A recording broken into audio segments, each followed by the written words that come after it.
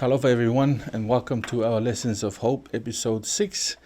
We hope that you had an enjoyable week this week, and we also hope that you had a good time with your family in this lockdown season, especially spending the time with your family in reading the Word and studying the Word of God.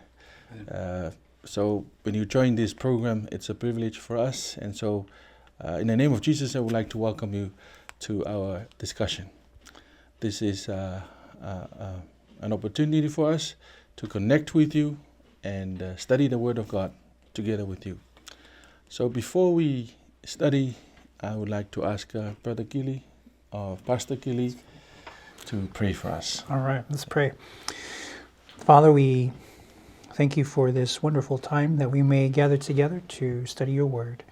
And as we engage into this topic, I pray, Father, that you would please speak to our minds and speak to our hearts to further understand this topic of how to interpret the Bible and why is it needed. And so I pray, Yes. Father, that you would please speak to our audience as well, and may we all come to an understanding that we might interpret Scripture accordingly, that we might know you, the only true God, and Jesus Christ, whom you have sent. For this is eternal life. We ask in Jesus' name. Amen. Amen. Again, I would like to welcome Pastor Gilly and Elder Chris. He's the producer of this program. Thank you so much for your time. Man. Okay, so our topic for this week is a question. And the question is, why is interpretation needed? Still under the theme of the quarter is the interpretation of Scripture. We're going to discuss why is interpretation necessary. Okay, so that's our topic. Let's start with reading the main text. Yep. Because it's good to start from the Word of God. Maybe Chris. I think Chris is a good reader. But Yeah. without faith it is impossible to please him. For he that comes to God must believe that he is, and that he is a rewarder of those who diligently seek him. That's Hebrews 11 verse 6. Amen. Pastor Kili, Yes. you start with what the text is saying. Yes. This is very relevant in regards to interpreting Scripture because it tells us the mindset in which we should approach Scripture. It says clearly there that for he who comes to God must believe that he is. Now that's a second person way of saying I am. Amen. And we know God, when Moses asked him, who do I tell the people that sent me? And God said, I am that I am. So when the Bible tells us that he who comes to God must believe that he is, it's almost to say as you must believe that he is the great I am. He is God. This is the perspective or mindset you must come in when you start studying the Scripture in order to begin the process when you read it, understanding it, and making it relevant to your life. You can't come at it with the mindset of a skeptic. Yes. In regards to you're doubting. You're coming with a mindset there is no God. Because if you don't believe that there is a God, you're going to not believe in the supernatural powers that when the Bible talks about these supernatural powers and God displaying these powers, like when he opened the Red Sea, if you don't believe in the supernatural, believe in God, you're going to think that that's some kind of allegoric story that means a greater point or something of that nature.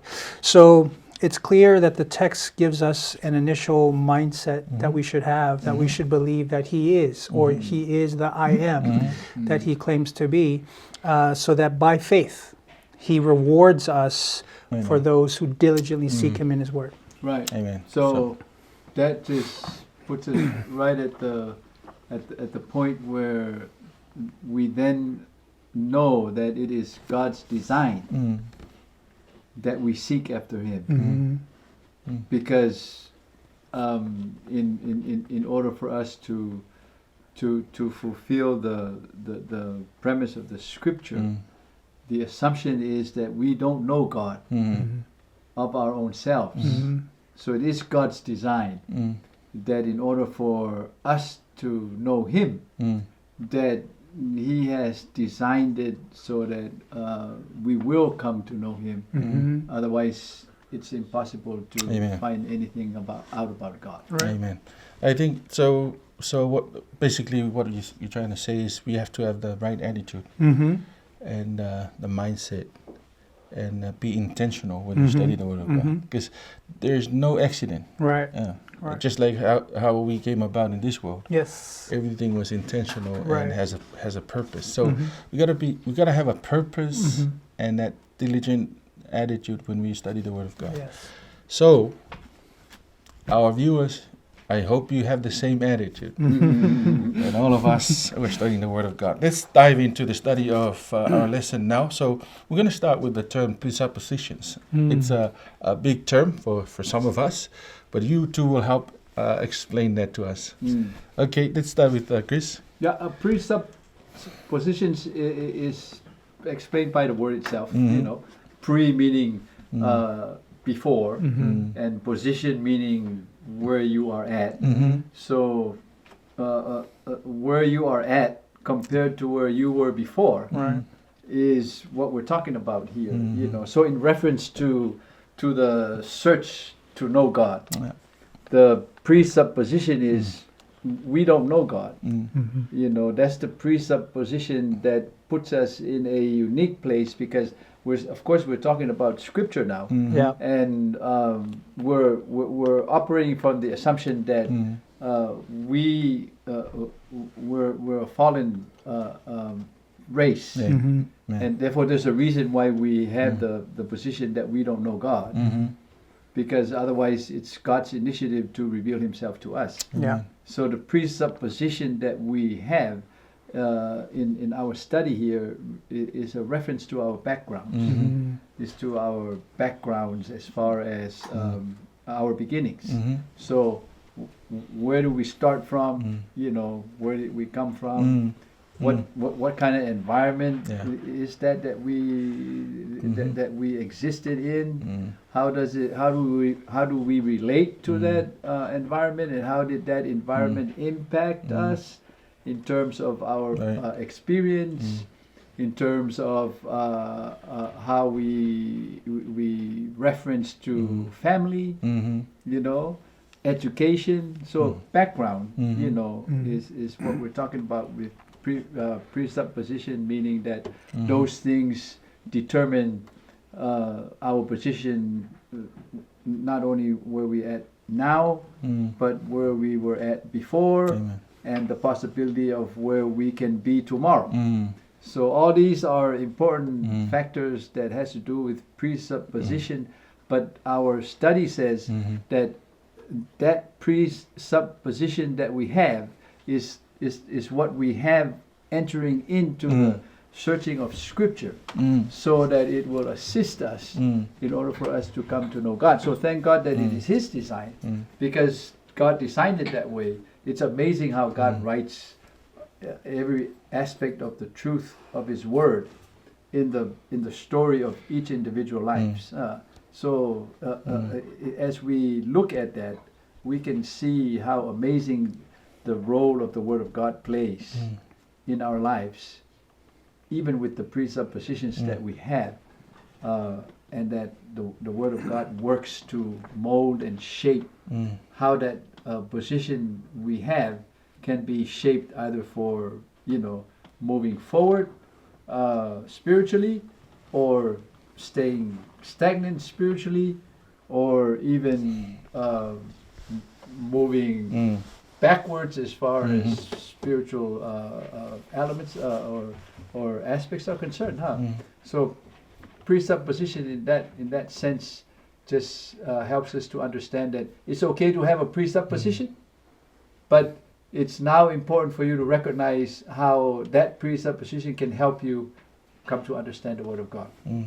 Or at the same question, and the question that adds to that is that presupposition can be in a way Yes.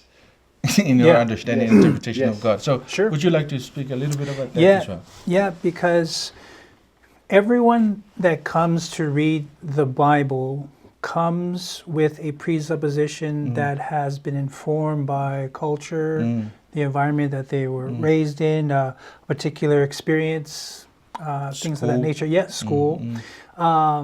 So, for example, if you're raised in a home that goes to church on the first day of the week instead of the seventh day of the week.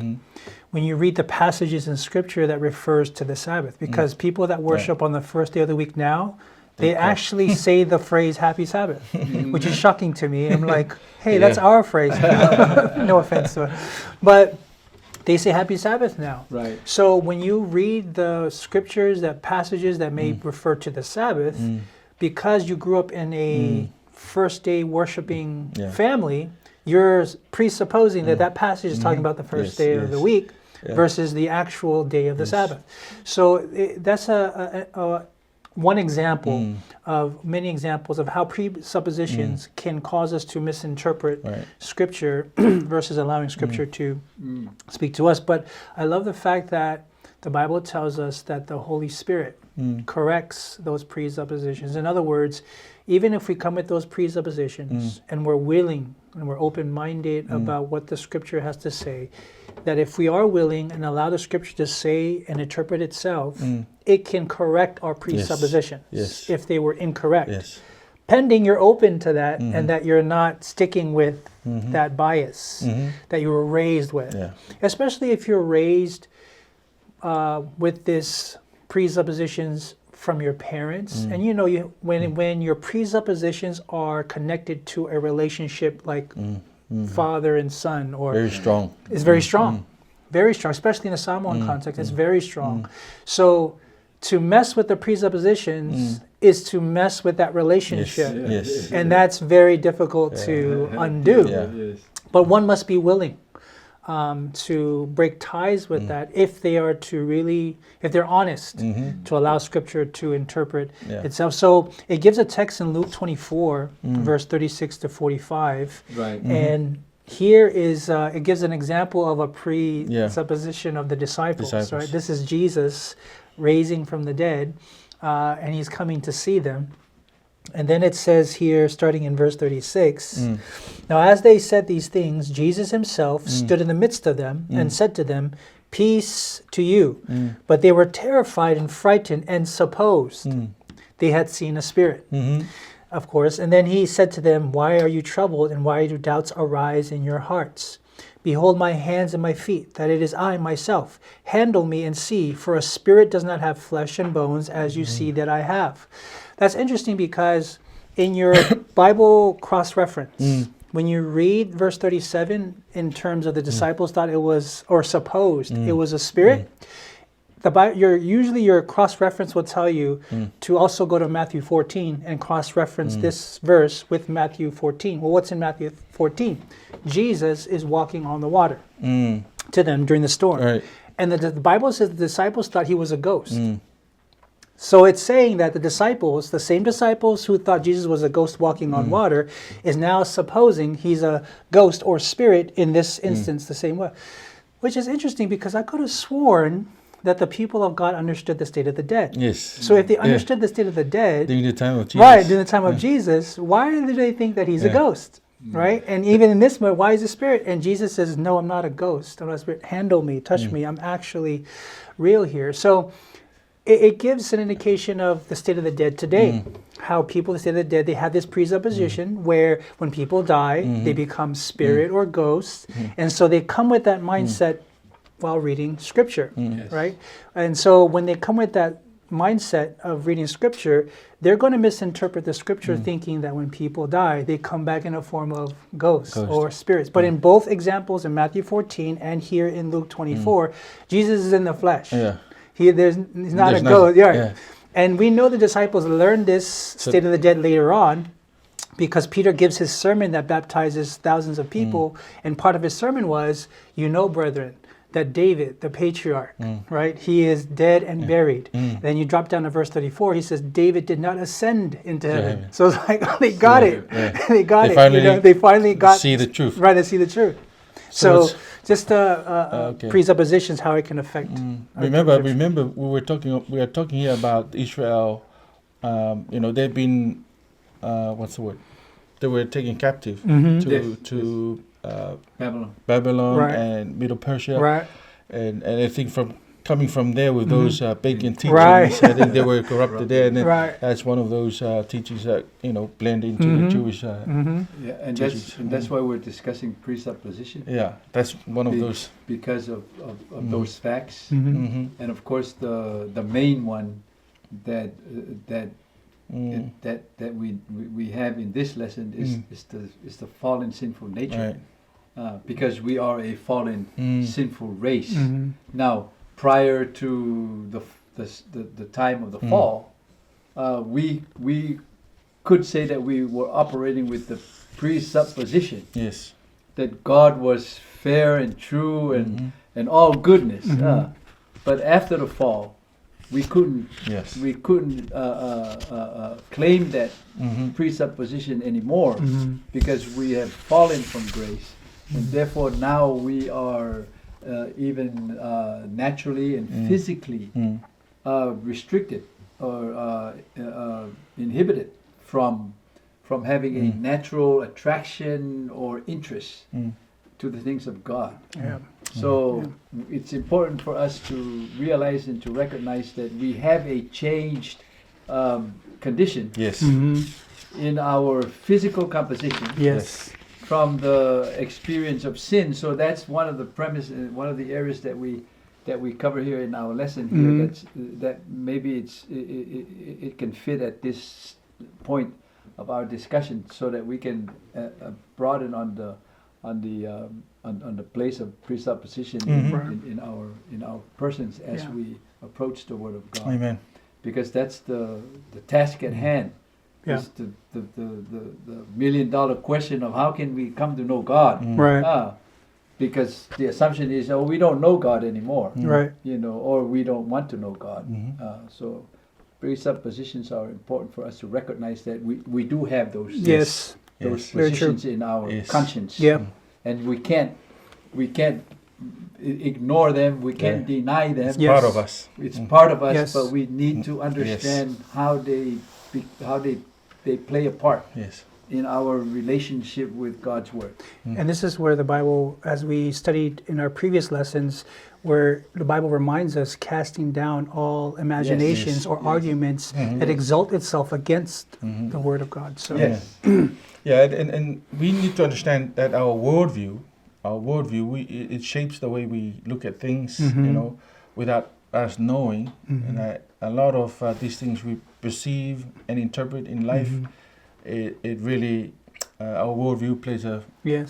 a very big part in it. Yep. And we need to unlearn a lot of those, components of our worldviews Yeah. in order for us to learn the Word of God. If we Amen. don't, we cannot be able to read the Word of God Right. as it is. Right. And that usually really rear its head when it comes to the teaching of evolution, Yes. because the worldview there is Yeah. so distorted that no one wants to give credit to the fact that it is God that Yeah. made the heavens and the earth Mhm. and the waters and the sea and all the things that are in it, as Scripture testifies. Yeah. And that all the things that we see were not made by the things that are seen. So Yeah. there's a lot of things Yeah. there that's also part of what our memory verse was saying, what our main Scripture was Mhm. saying. Without faith, Yeah. it is impossible to Yeah. please God, because it takes faith in order for us to accept the Yes, premise yes. that it is God that made all these things rather than the other way around, Mhm. where we have theorized Yes. into our beginnings. And if we have that sort of world view, then there's no way possible in the angle of from the angle of Scripture that you will make sense of any of the things that happen in our world. You will always not have any basis of understanding why things are happening the way things are happening. Yeah. But the reason why things are happening is because the word of God already foretold us that that everything that happens, it happens because of our human experience in Right. reference to our seeking after God. Yes. So if we're seeking after God, the result is different. And if we're not seeking after God, the opposite is true. Yeah. Amen. Now let's get into translation, Bible translation, and how we should interpret the Bible. I know we have how many translations now of the A Bible? lot. It's a lot, and that's how different presuppositions now Yes. will affect the way people will understand the Bible. So, can we talk about the Bible translation and how we should interpret the Bible? Yeah, I mean the study of, or the translating and the interpretation of Scripture is summed up in the word hermeneutics that the lesson brings out. And I'm not sure why we use that word now, understanding from the lesson where it comes from, because it's a word that's derived from a Greek god that was one of his many roles was the conveying of a divine message or translating of a divine message, right, from the gods. And we took that and say, hey, let's use that as the word we're going to use to describe translating the real God. I'm like, how did that happen? But nonetheless, it's the word we use today to kind of describe the translating, interpreting of Scripture is hermeneutics. And the key purpose of hermeneutics is to convey accurately the meaning of Scripture, the key points there that were, and the discussion is, why is this very important, the understanding? Well, of course, obviously, why it's very important is so that we can have a right understanding of God. Yes. This is the key, because the basic two components that we're dealing with is understanding who God is and a misunderstanding of who God is. And so what the Spirit is seeking to do is for us to understand who God is and not misunderstand who He is by correctly interpreting the Scriptures through translation and interpretation. And it gives a plethora of texts here to go through the translation and interpretation, its importance of it. And its importance is to convey the crucial element of Scripture, and that's basically the way of salvation, is the real crucial crux of the thing. Yes. How do we get salvation? How do we receive it? Who do we get it from? And so that's what it's really trying to convey to us, and how we answer those questions depends on how we interpret Scripture and the mindset in which we approach to interpret it and translate it. Right, and this is the aspect that has to do with the language. And again, we see that is God's design, God's original act to bring about the world. You know, talking about worldview of the earth and everything that is in it was in the form of Him speaking everything into existence. So we get that scripture that we referenced to in the past lessons that we've had, that the Word of God is alive and sharper than any two-edged sword. It's the Word of God. It's the essence of everything that has to do with God's work and expression of His will. Is that it's through the Word. Man shall not live by bread alone, but by every word that proceeds from the mouth of God. So language is a basic element of God's design to reveal Himself to mankind. Right. And while God was revealing Himself to mankind, you know, it was also the opportunity to reveal to us the false God. So these are important, because God designed and created language in order to convey these messages for our understanding, and therefore the value of translating and interpreting, because translation has to do with the language, the different, and we know, of course, from biblical reference in Genesis 11, that language was a key component in the post-flood experience, when man began to distrust the promises of God and decided to become one single-minded in what they did. And so God intervened and created many more languages. So there's more reasons why it's important for us to recognize that language is the mode of communication that has been pre-selected by God to convey His message, and it's part of our makeup as a human race, is that we do have a language that we speak in, and in terms of how we communicate, and of course it affects our positions and presuppositions and post-suppositions through that, the element of language. So therefore at this point we make reference to the original language. Yes. You know, the Hebrew, the Greek, and the Aramaic, and those are the languages that Scripture was written in. But it's important because the reason why that language was selected is because those were the people that God called through the development of the human history, and how man was divided into two classes. One class of those who fear God, the lineage of Adam and his descendants, and one class who decided to deny God and reject God, which is the line of Cain and his descendants. And so we know that the world had made their choices as far as how they relate to the revelations and the messages of God. And also, I just wanted to add to translating and interpretation, right? The whole purpose is to understand. Yes. Right? Yes. Paul said, I'd rather speak 5 words Right. that people can understand, rather speak this eloquent language or, and no one understands what you're saying. So the purpose is really to understand the point. And the question is, what's the point? The people of God did not understand when they read the Old Testament what was the point. Because when the point showed up in the flesh, they missed the point. missed the point. Which means when they read the scriptures, they missed the point. Yes. That's the whole point of it being translated and being interpreted, so we get the point. So what's the use of translating it and interpreting it, and then we read it? We read the basic, it's in English, right? I'm reading it in English, I understand it, but if I don't get the point, what's the point, Yes. right? So Luke 24, and verse 27 says, and beginning at Moses and all the prophets, he expounded to them, talking about the 2 disciples going to Emmaus. They were sad and they were depressed because they thought this guy, Jesus, was going to be the king of a natural earthly kingdom.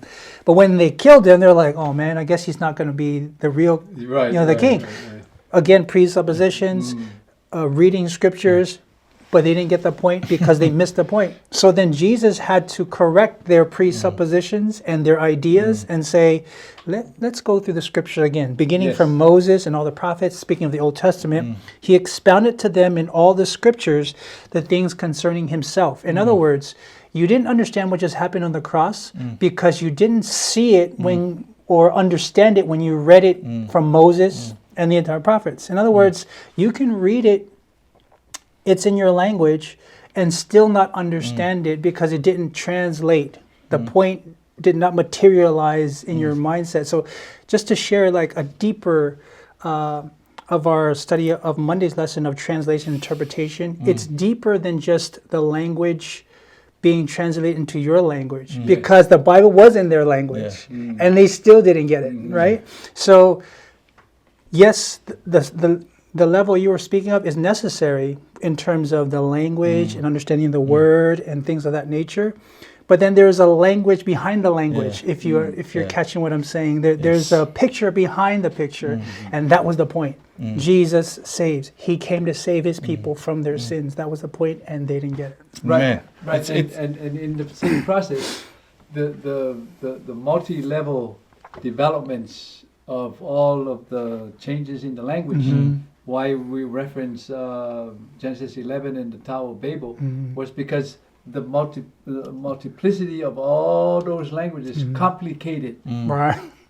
the clarity of the Word of God, as we referenced to in the past lesson, and then the increase and the growth of the many different dialects as people began to separate themselves further from each other, as they broke up into groups based on the natural breakdown of languages, Right. So we see that element developing as we look at the historical setup of the development of the Word of God, or the work of God to communicate His messages to mankind. Right.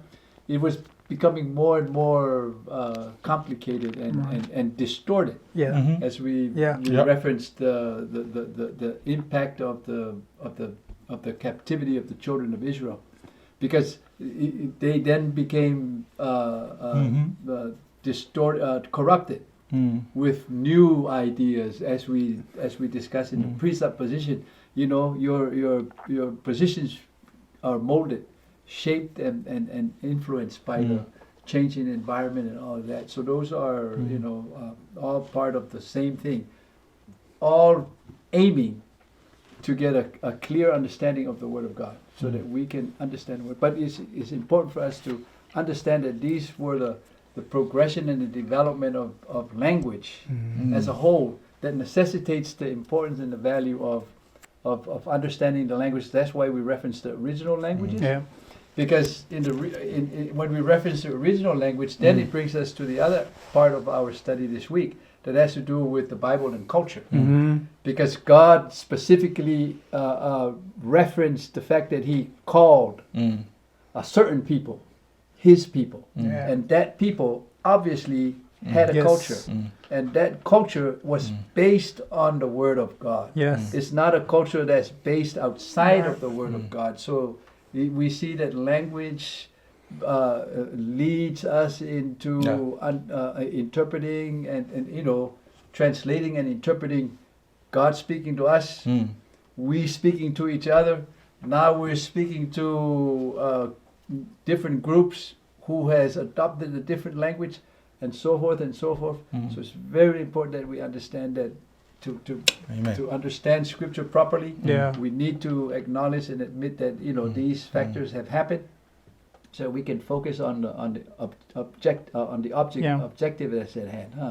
Just before we move away from translation, I just like to point out to our viewers that we have a lot of translations nowadays, and I think people are trying to find the easiest translation, Right. so they can understand the Bible Yeah. easily. So I just want to caution that not all the easy translations that we now find on in the bookshelf are right. There's some erroneous and misleading interpretation of the Bible. Very true. Right there. Very true.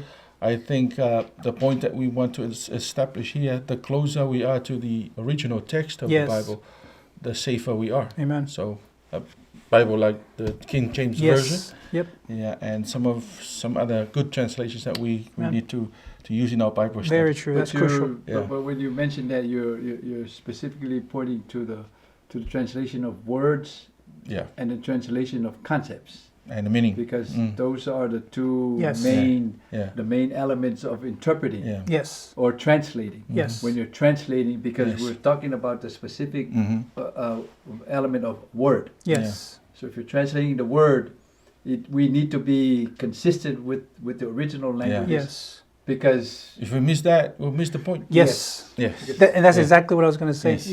That's the first level that must be correct Yes. in order to interpret. Yes. Okay, now let's move to Bible and culture. Let's talk about Bible and culture. How does culture affect the way we look at the Bible and interpret the Bible? Gilly? Yeah, well, again, it can easily go back to the presuppositions that the culture and our upbringing can really be a lens which we use to interpret what the Scripture is saying when it really isn't saying that. So that's understanding that. Again, we spoke about culture in a previous lesson, that the Bible should inform us or correct us in regards to what culture's purpose is and its role is in a Christian life, rather than the other way around, where our cultural upbringing and our cultural mindset dictates how we are to understand Scripture. So again, this is key for us to do so. In Acts 17, 16 to 32, speaking about Paul delivering the gospel message in a new context, using the philosophy of Greek culture, things like that. We do find that also in Scripture. For example, not Scripture, sorry, in our context, the Samoan context, where when we're trying to reach non-believers or people not of our faith, are we able to use the culture or aspects of the culture that line up with the Bible to reach them. You know what I'm saying? For example, when we talk about, let's say, Matai titles, right? And people I've spoken to, they say when they come to church, they hang their title at the banana tree outside. And then when they're done with church, then they go and put it back on and go on, right? So when we're talking about reaching other people, for example, there are other Matais. They have meetings when Matais all come together. And not all those Matais, and probably most of them, are not your faith. So could we then use this Matai title as a platform to then convey, which is part of our culture, to convey the gospel in a way that they can understand it, which would then be a right way of, or where culture plays its correct part. That's where we could utilize it. But if we're not to take that and use that as this is how we interpret Scripture, no, we use this as platforms to convey what Scripture actually says. So that's just an example of how we can utilize, because this can look, the gospel being conveyed through the culture can be accomplished if it's done aligned with Scripture. For example, we talked about before about how God has His own language, His own food, His own type of dress. Yes. These are all elements of what constitutes a culture, right? So God has His own. So the thing is, it doesn't look the same with every culture. So let's say dress reform, right? God has principles of of how to dress, but it's not going to look the same between a Japanese kimono, which is a very conservative formal dress for the Japanese, but then when you come to the Samoan, it could be a puletasi.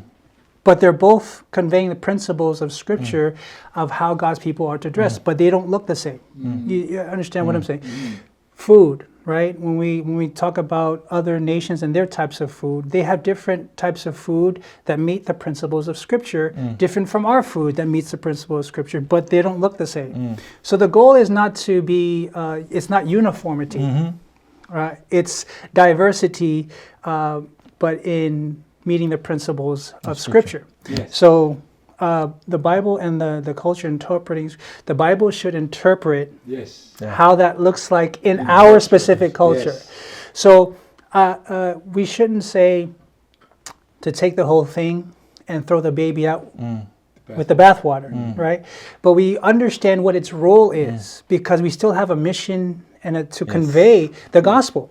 And people don't understand the gospel in the Samoan context if you give it in a Japanese context or a Mexican context or a Filipino context, because they don't understand that. Speaking about translation and interpretation, we have to give it in a Samoan context because they understand. Jesus, when He came to His people, He would convey the gospel and convey it to a demographic of people that were agriculturalists. So He would say, the gospel is like a mustard seed, right? Or He would talk to the rich, the affluent people, and He would say, sell everything, come follow me, and I'll give you riches in heaven. He would speak to the fishermen and say, put that away, come, I'll make you fishers of men. He spoke in a way that they understood. So in our context, we have to convey the gospel in the Samoan context that people understand. They understand some of these things that are part of our culture. We utilize that as a platform to give the gospel, but don't allow it to interpret Scripture. Amen. And that being said, we're only saying that the Bible transcends all cultures. That's so the Bible itself is the basic principle of all cultural experiences, because culture is one of God's indirect creation for mankind, because that's how man interprets any information that they receive. If they interpret it through their cultures or their practices. We're talking about how do you practice how do you practice the truth from day to day? How do you eat? How do you sit? How do you stand? How do you walk? This is our life. That's how we live. We were given the breath of life so that we can experience all these things. But now the question is, are they in conformity, or are they in agreement with the Word of God, with the principles that God has given us, which can take us all the way back to the basic, which is the Ten Commandments. Amen. The one that Mhm. controls and shapes our behavior. Mhm. How do I relate to you? Right. So when I'm sitting in my cultural setting, Mhm. do I speak to you with compassion and love that Right. is born from the impression of the plan of salvation that God gave His life so that He can save me from Amen. sin? Do I express that Right. in my cultural setting when I'm speaking with my counterparts, with Mhm. my co-partners, or people that I relate to? So that's very, very important when we come to culture, because God has His culture, and man has his culture, Yeah. and God has been promising and guaranteeing that His culture is the one that will take us from here to eternity, but our culture will take us from here to eternal damnation, because those are the two main differences when it comes to culture. At some point, we need to credit our culture for preserving some of our moral values. Yes. Because that's the reason why we still, I think that some of the Ten Commandments, what values that were preserved from the time of Israel Yes. is reaching our age is because of the role of the culture. Yes. And we have to realize, because that's our next topic now, even though culture preserves our values, we must understand that we cultivate, initiate, or come up with that culture in the context of our sinful nature. Very true. So we need to, Yeah, it's very true because, for example, one thing that people might say, we do everything in our culture, to give glory to God. We do everything. But the Bible is clear, not everything we do actually gives glory to God, And for example, part of our culture, tattooing is a huge part of our cultural setting. Practice, yes. And so when you're getting a full, tattoo being done, it's like, they pray before they actually do it and say, we want to do this, all things to glorify God. And But that Scripture says, it contradicts what Scripture talks about forbidding tattoos or marking our bodies for the dead and piercing our skin and causing it to bleed and things of that nature. So it's our sinful nature. We cannot put our trust in our own thoughts in defining what is good, what is bad, because that makes good and bad a concept that is subjective. And if it's subjective, then there means there really is no such thing as good and bad, and that the devil would love for that to happen, because that was his thing from the beginning. Put away the law. We can be good and righteous without the law. That's it. Some rule that tells That's us, and that's very, very dangerous. So when it comes to our sinful and fallen nature, understand that when we come and we read the Word of God, Lord, we need you because spiritual things are spiritually discerned. I'm coming with an open heart. I'm a sinful man. Open my eyes that I may see the wondrous words of your Word. So, and that's foundational in our study. yeah. We need to realize that we are sinful. Yes. No matter how smart, no matter how educated you are, you are still inheriting this sinful nature, which it always has something to do with your selfishness and self-centeredness. Right. Yes. Yeah. And that's why we have the need for interpretation, because when you encounter the experience in your life journey, where you become aware that there are greater needs that you are obviously lacking of, or not able to perceive or understand, then hopefully you will reach out in faith, like what we're saying in our main scripture, that without faith it is impossible to please God. Yeah. But we, in our circumstances, we pray that you will be in a situation where you will then yell out for help, because it takes a lot of faith to do that. And when you get to that point, then you are beginning to initiate the experience in your life where you begin to understand that your nature is basically sinful, Yeah. and that you are incapable of knowing the Word of God. Mm. But if you come to grips with that truth and you begin to admit it and acknowledge it, then then the Word of God can become clear and interpreted and be translated for you in more ways than one. Yes. Yeah. Yeah. When we read the Bible, we have to understand that some parts of the Bible needs, study in order for us to understand. There are some clear-cut, phrases and statements, but there are some parts that you really need to study. So, Yeah. and that's why we need interpretation. Yes. So I'm going to give you this last 6 minutes we have to share your final statements on the importance of interpretation. Yeah. So Mm.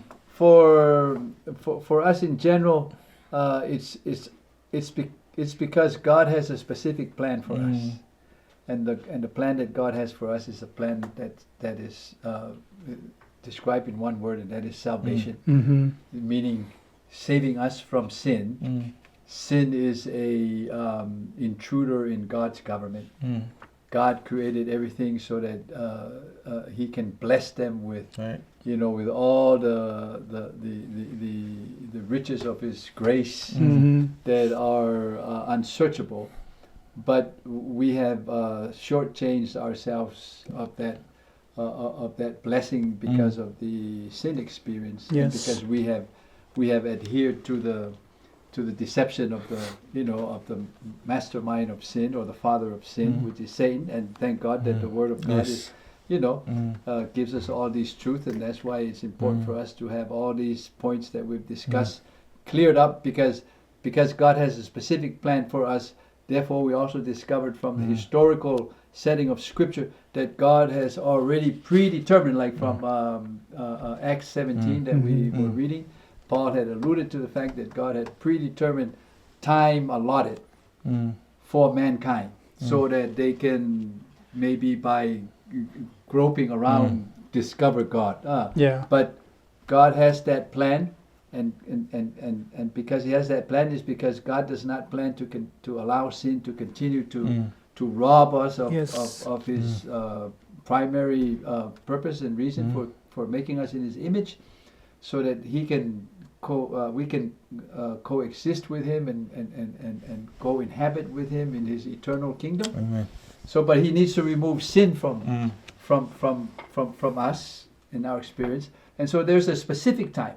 And for us as Seventh-day Adventists and as Protestants, we are a long line of Protestant churches from the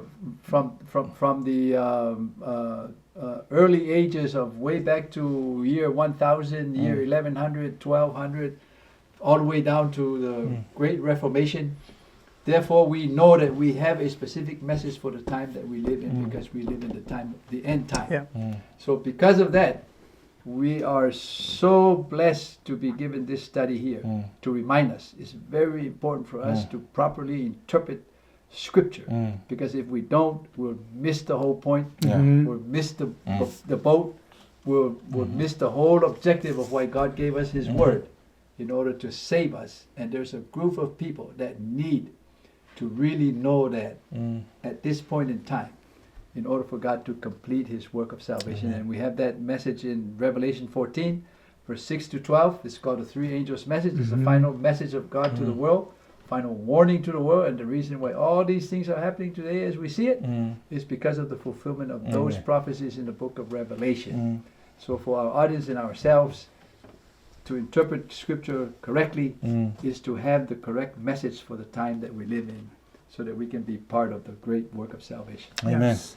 I think Friday's lesson sums it up. In addition to Elder Chris's words here, it says, "In your study of the Word, lay at the door of investigation your preconceived opinions and your hereditary and cultivated ideas. You will never reach the truth if you study the Scriptures to vindicate your own ideas. Leave these at the door, and with a contrite heart, go in to hear what the Lord has to say to you. As the humble seeker for truth sits at Christ's feet and learns of him, the word gives him understanding. Amen. To those who are too wise in their own conceit to study the Bible, Christ says you must become meek and lowly in heart if you desire to become wise unto salvation. Do not read the word in the light of your former opinions, but with a mind free from prejudice. Search it carefully and prayerfully. If, as you read, conviction comes, you see that your cherished opinions are not in harmony with the word, do not try to make the word fit these opinions. Make your opinions fit the word. Do not allow what you have believed or practiced in the past to control your understanding. Amen. Open the eyes of your mind to behold wondrous things out of the law or out of God's word.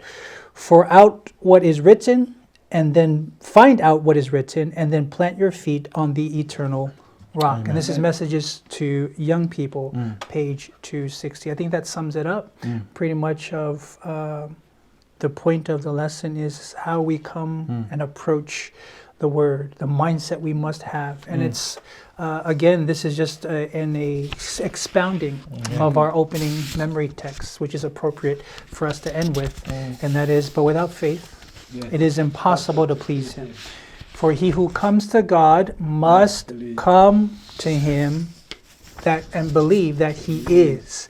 And again, that's the second person of how you say it, referring to another person. But if you say it in first person, must believe that I am. And that's what God is basically saying. We must believe that God is who he says he is, and that he is a rewarder of those who diligently seek him. It's interesting that when Jesus comes, two kinds of people at the end. Right. First group of people, this is our God. Behold, this is our God. We have been waiting for him. He will save us. The other group of people, rocks fall on us and hide us from the face of him who sits on the throne. One group who knows him, the other group who doesn't know him. And when he comes, the Bible said he comes with a reward. Isn't that interesting? And our memory text says he will reward those who secretly seek him or know him and understand him. And Jesus comes and he says, behold, I come quickly, and my reward is with me. Amen. To give according to each and every one person who have done according to their work shall be. Amen. So my appeal is that for all our viewers, and as a reminder to all of us, we must come with a belief that God says who he says he is, in order for us to understand the scriptures as it speaks to us about the character of God. Amen. Thank you so much, Pastor and Chris. I hope you've been blessed by your sharing, and I pray that you will join us again next time we have our lesson discussion. But for now, goodbye. Pastor Kili, would you like to pray for our viewers? Yes, let's pray. Lord, we just pray that your word that has been discussed here today, that these words fell upon good ground. The seeds of your word fell upon good ground, that it may sprout into a tree that bears fruit to your glory. We just pray, Father, for each of our viewers also, that as they read the scriptures, that they use these principles found in our lesson this week, so that they may know you, the only true God, and Jesus Christ whom you have sent. For this is life eternal. In Jesus' name, amen. Amen.